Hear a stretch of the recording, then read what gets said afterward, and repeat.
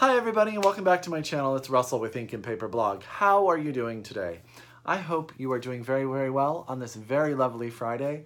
I hope you have amazing weekend plans scheduled. I hope you get to do a lot of reading. I know I'm going to try to get some reading in this weekend. I am super excited to sit down, and in the next couple days I'm going to be starting a buddy read with my friend Kendra Winchester over at her channel, so that's going to be super fun. So I have a great couple days already planned, and I hope you do too. We are here today to kick off the debut novels you may have missed book club. I am super excited about this. One, I loved our first book, but just a reminder, if you guys want to join, I'm going to link the video for the kickoff down below. It names all the books that we're going to be reading for the rest of the year and lets you know what months we're going to be reading them in. And in case you are new to how I run the book club on my channel, there's a couple things. I have a Goodreads page. It is also linked down below. Please join the group and have conversations. There's a spoiler-free and a spoiler section. I really encourage you guys to go in there and talk to each other. I use that as sort of a kickoff to discuss some of the stuff in my videos, so you'll see me sort of in there, and then I come here to you guys to talk about it. And how do I set up the videos? The first 10 minutes or so are spoiler free, and then I will count you out so that you can get out if you haven't read the book, and then it's spoilers all the way until the end. So I know that the Around the World in 1,000 Pages book club was super special to me, and I am super excited about this book club as well, because these are all novels that I've been meaning to read, and I'm so excited to get to read them with you guys. So what did we start with? We started with A Kind of Freedom by Margaret Wilkerson Sexton. And this is a doozy. This is a great book, you guys. So Margaret Wilkerson Sexton is a Dartmouth graduate, and she went to Berkeley Law School. And I have actually run into her at the bookstore, and she is local to me in Northern California. I am going to try to go to an event where she will be speaking in September with a bunch of local local Bay Area authors, including R.O. Kwon, whose book The Incendiaries comes out, and also Colm, what's your last name? He wrote the Book of Job, which I really liked. So that's going to be at the Binary in San Francisco. If you're interested, look it up. I would love to see you there. That was an aside. Let's talk about this book. So let's set it up so you guys kind of understand if you haven't read it, but this book is told in 3 sections. We have Evelyn, who is our matriarch, and her section starts in 1944 and goes through, I think, 45 and 46. Her main storyline is that she is in nursing school. She's a sophomore. She's the oldest of 2 children and the daughter of a prominent black doctor in New Orleans, Louisiana. What's really cool is that she is strong, she is independent, and I really like her. I think that Margaret does a great job of creating her as a character. Her section is based upon the fact that she meets a man, Renard, who is from a different socioeconomic class, but he is trying to go to medical school, and she falls in love. I'm going to put this down. I'm not going to hold it the whole video. And then the second section is from her daughter's perspective. That is Jacqueline. It is in, I think, 1986 is when it starts. Jacqueline is more or less, she is in a separated relationship. She's a single mom of a young toddler. Her husband has been missing because he was a very prominent pharmacist, but he got involved in drugs, and he has been out of her life because of an addiction to heroin. And then we have the third section, and that is TC. This is Jacqueline's son, and it is 2010. TC has just been released from prison. He was caught with marijuana possession. It was a short stint. I think it was only like 9 months. He's getting out of prison, and he has a girlfriend who their relationship is a little rocky, but she is pregnant with his child. This book deals with family dynamic. It deals with New Orleans in World War II. It deals with New Orleans in the 80s, and it deals with New Orleans after Hurricane Katrina. And New Orleans always plays an amazing sort of background character role to everything that goes on. It outlines sort of what the world was like for Evelyn living in an African-American neighborhood, walking to school, what they are able to do. There is a fantastically powerful section where she goes to see her beau at work, and an interaction he has with a white police officer that is very powerfully done and just sort of sets up the dynamic of Evelyn's entire family history. In the 2010s, now I want to say I went to New Orleans myself around 2010, and it was really sad and powerfully horrifying, the amount of damage done by Katrina that was still outstanding, and things that didn't appear were ever going to be rectified. And that sits as sort of an overlay in the TC section that is really, really cool. I mean, it's powerful. This book is, for those of you who are getting into it, this book is it's sad, and there's a loss of hope at times, but there is a sense of family and unity. What's interesting is, I don't know how to say this, I'm trying really hard not to spoil in this section, but Evelyn's section, so what happens is Evelyn's section starts it off, and then it goes into a Jacqueline section in TC, and then it rotates. So the story is moving on in the 40s, but then you get to the 80s, and you kind of know some of the stuff that's going to happen because it is Jacqueline and Jacqueline's parents that are characters in her section, but you don't know exactly how we got there. And then TC, who is in the 2010 section as an adult, he is actually the baby in the Jacqueline section, so you know he grows up, but you don't know the dynamic of how his family winds up. Because what happens in the Jacqueline section is that her husband, Terry, I believe is his name, you know how I am out with names, so I apologize if I got that wrong. He comes back, he says he's cleaned up, and you know, she wants the father, Jacqueline wants the father to her child to be part of the life. And it's sort of that ongoing discussion about how do you let someone back in your life who has disappointed you, and do you take that risk when you have a young child? Now, as I said, TC has a pregnant woman waiting for him. I'll call her his girlfriend, but what his section is all about is him trying to decide how he's going to be a father. Before he was in, he was a marijuana dealer. He grew marijuana and was known for his especially, I'm gonna say potent, high level marijuana. Now, I'll be honest with you, I've never done any drugs in my entire life. I know very little about marijuana, so I can't speak to that section with any sort of authority. But what I will say, what Margaret does amazingly well, is she brings you into that world as it's a form of economic stability. And I found that was super duper powerful. The writing in this book is very quiet. Like, the characters develop slowly through all of their sections, but as they become formed, you become more and more attached and engaged. You want Evelyn to fall in love. And World War II is sitting there, and it affects her relationship. And that is powerfully done, but you feel for her when things happen. Jacqueline, you want her to be happy. You really do. And I don't want to give too much away in this section, but what Margaret does is she sets you up for who Jacqueline becomes in the TC section. It's amazing. And then TC, you're rooting for him. He wants to be a good father to his baby. He's doing everything he can. A character that I absolutely loved was his aunt. So Jacqueline has a sister. I think her name is Sybil. She's a lawyer.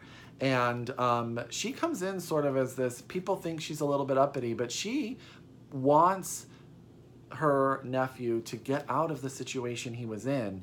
And I love the dynamic between her and her sister, because you know, if you have a sibling, you know sort of that tension that can be between two siblings. It's very well done. The book, at the end of the novel, this is sort of how I'll end the non-spoiler section. You're left with a sense of hope. You're left with a sense of worry. You're left with a sense of can things change, but you're hoping they will. Is that enough? I highly recommend this book. So if you're going to leave me right now because you didn't read it, please pick it up. I believe it just came out in paperback.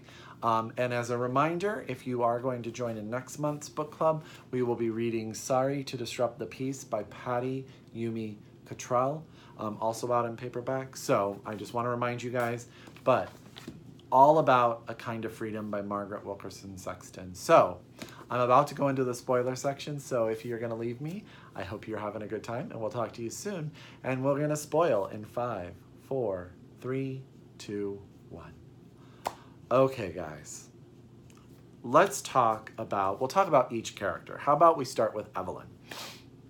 What I love in this section is the way that Margaret is able to depict the growing love Evelyn has for Renard and the complexities of that relationship within her own society. Her father's reaction to him when he comes to dinner, there was a sense of reality to his sort of, I want better for my daughter point of view that I felt was so powerfully done. And you feel both sides of it, right? You definitely feel Evelyn. Evelyn's in love with this man, and she doesn't care where he comes from, more where he's going to go. And her father cares more about where he comes from because he's worried that he won't be able to give the life to his daughter that he wants. And she really is his favorite daughter, right? And then as their relationship grows, and she becomes pregnant. She becomes pregnant out of wedlock, and his view of that, and what I found fascinating, is the dynamic that shifts between him and her, and then her mother, who until the point she becomes pregnant has nothing to do with her, right? Is very distant from her, clearly favors the younger sister. And then it changes. The mom aspect happens, and that's a theme through this book. Parenting is a theme through this book. Jacqueline is a parent to let's start. Evelyn's mother is a parent to Evelyn. Evelyn's father and his sort of point of view about her. Evelyn we don't get to see as a mother other than through her pregnancy, right? And then we move into the Jacqueline section. She loves TC, and I think she loves him so much she's willing to forgive Terry for things that she probably shouldn't. And she knows that there's an extreme amount of risk letting him back into her house, into her life, after she's really been disappointed by him too many times to allow it to happen. But the believability, the reality of this book, the realism of it is so truthful. I see people like this in real life. I know people who have someone in their life that they know they shouldn't let back in, and they do. And it's because they always want that green pasture, and they never are able to get it. But again, in this section, we get motherhood. We get Jacqueline's desire to create a family. And when her family destroys, we learn that sort of destroys her as a mother, right? We learn in the TC section that she sort of collapses. Her house is in disarray. She's never able to regroup to become the kind of mother that she really wants to be. And you feel like if the Terry thing had worked out, TC's youth would have been very different. Don't you agree? And then on top of that, we get to the TC section where he is coming into realization of how he wants to be a father. And to me, that's probably my favorite thing about the TC section is he gets out of prison and he grows up as a man who wants to father his child. And the scenes where he is a father, where he's trying to figure out how to do this, are really powerful. And his only option in his head is to grow marijuana, right? And to sell it. And he's like, this will be my last time. You know that this is like not his end game. And he's going to do something to change the life his son will lead, which is that hope all parents have for their children is, I'm going to do enough to make it so my child can do better. And I think that is brilliantly portrayed in this. Evelyn wants to marry Renard because she loves him and she wants to have a family with a man that she loves. Jacqueline allows a man she shouldn't back into her life because she wants a family for her child and for herself. TC wants to change who he is to marry the girl that he is in love with and have his baby, have a family, which he never really had. And it's all about sort of that interconnectedness. And what is so cool about the way that the book is formatted is you go in between, and as each section goes along, those relationships intertwine and grow, and you become more attached to, you know what happens to Jacqueline, right? Because you've read a TC section, but you keep hoping as you read her section that something will change, or she'll have that moment that is truly happy. I think there's so much good in this book. There's so much good. What else should I talk about? I can just gush. I loved the sister bond between Jacqueline and her sister at the end of her section, where she's just there. Her sister is just present while Jacqueline comes to a realization. And that's, this book is a lot about siblings in the first part, because Evelyn's sister is really important to her as well. They have a really odd dynamic. Is her name Ruby? Is it Ruby or Ruth? I can't remember. I want to say it's Ruby. And Ruby is sort of her own sort of beast, right? Like this very much all about me, spoiled by the mother sort of thing. But she is there for her sister too. And I think both the sisters in the first section with Evelyn and Ruby, and then Jacqueline and her sister, shows how even though you don't agree with how life is going to turn out, you want to be different, siblings are important to each other, and those relationships are never broken. Yeah, I really think that the style and the choices of the way the book is organized tell such a complete story in such separate chunks that you, by the end, are really invested. I was heartbroken for TC when he got caught that last time. I knew what he was trying to do, and I knew what he wanted to do, and I was rooting for him, but you just knew it wasn't going to work out for him.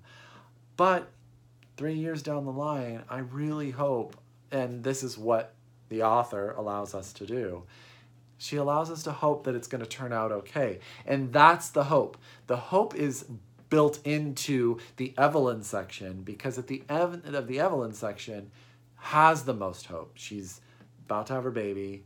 She has her husband, and they don't know what their life is going to be. And they are so just wanting to be together. And that hope translates into TC, because yes, he has to finish the prison section, but he's going to create, and they are making sure that he has a relationship with his son, so that there's hope that when he gets out, things will change. I hope they do, because I really liked TC. I really wanted him to succeed. I think he also is a powerful indication, or maybe not indication, he's a powerful representation of this idea of you have an athletically gifted young man who, that's what his world is built on. He's going to play basketball. He goes to LSU. And he gets injured. And there's no backup plan. And that, I think, happens for a lot of young African-American men who are talented in a sport.